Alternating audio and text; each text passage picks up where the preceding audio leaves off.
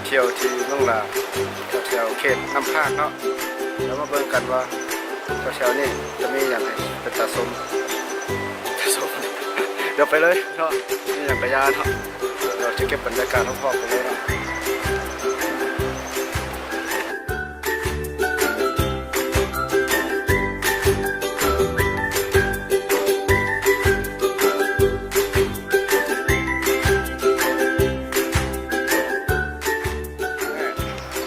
ข้างหลังเนาะ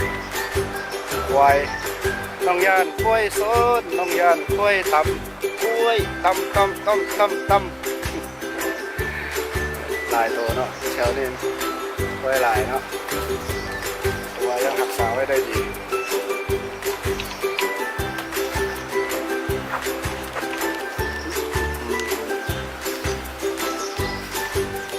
ยักษ์เป็นแต่ยักษ์เป็น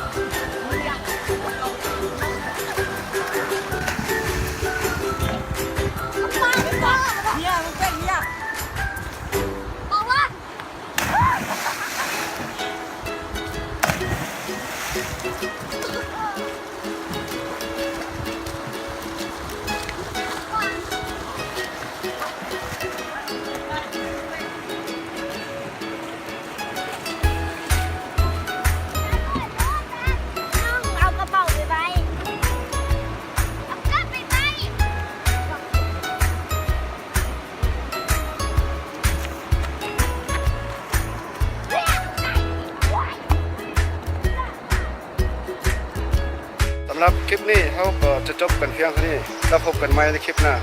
บ๊ายบายสบายดีอย่าลืมติดตามเด้อหรือว่า Subscribe เนาะบ๊ายบาย